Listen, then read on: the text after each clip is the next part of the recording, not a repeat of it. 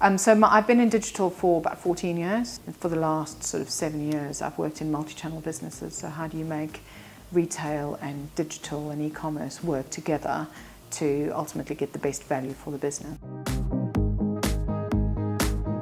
Well, it's a market leader. So it's interesting because although I think a lot of people know it's a US brand, it's got such a strong resonance in the UK market because for many, many years, big plants in the UK, even though people know it's a US brand, there is a very strong emotive connection with the Ford brand in the UK.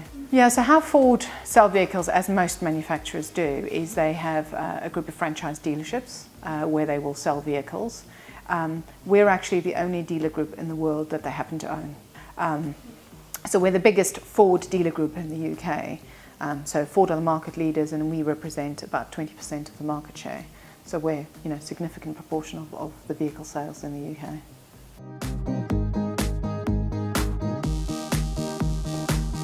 I mean, we take a steer from the retail strategy. Really what Ford focus on is, first of all, from a new car sales perspective, market share.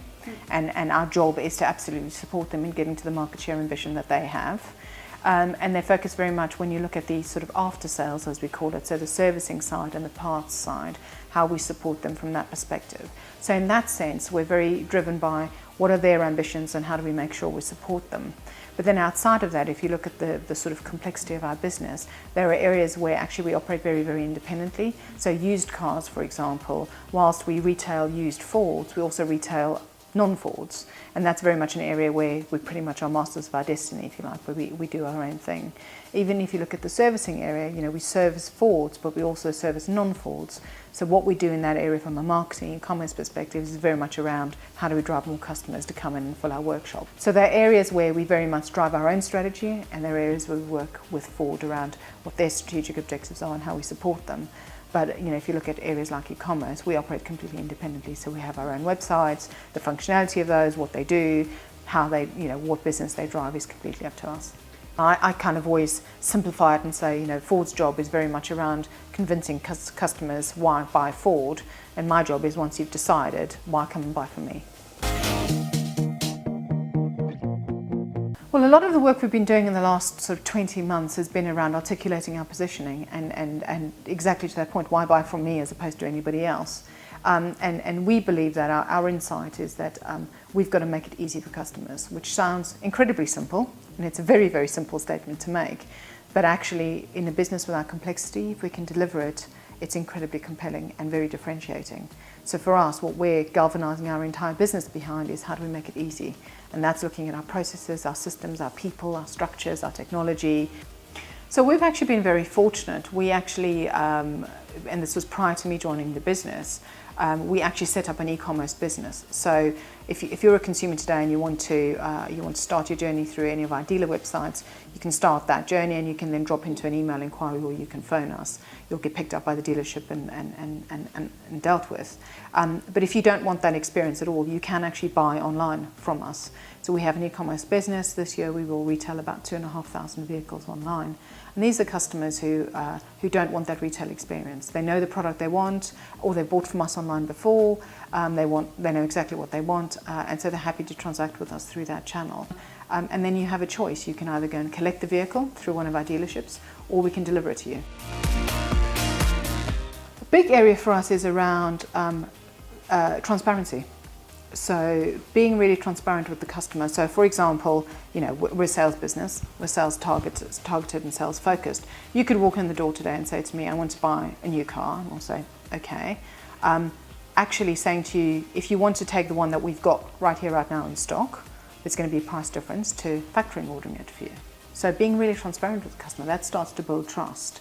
It's also our processes. So in the past, you'd come in, you'd have a conversation, we'd say, this is the price, and you'd go, well, can't you do anything on the price? And the person would go off to the back room and speak to this sales manager and then come back and go, well, yeah, I've spoken to my sales manager, the price has dropped. It all felt as though it was a little bit shrouded in secrecy. So how do we unblock some of those processes to actually give the customer more transparency around our processes? Because that's how you build the trust.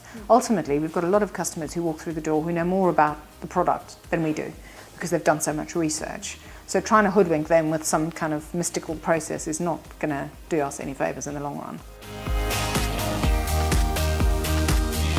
Yeah, well, and the thing is, it's difficult if you look at the people who work in our business.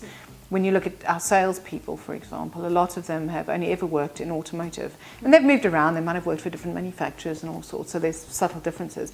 But a lot of them have never actually bought a car themselves, because of course they've worked in automotive all their lives, so they've been given a car or they've bought it through the staff scheme, and so they've never actually gone through that process. And so saying to them, this is it's a big purchase. Yeah. Aside from buying a house, it's frequently your second biggest purchase. And it's fraught with difficulties, because a lot of customers start out going, I don't trust dealers because they're going to try and overcharge me and they're always going to try and fleece me. So you're starting from a position of mistrust. And it's a process they don't understand, and it's something that they don't do frequently. So it's not something where they'll get you to the process and therefore they'll be familiar. So it's fraught with a load of challenges for the customer that is very difficult for our people to sometimes understand.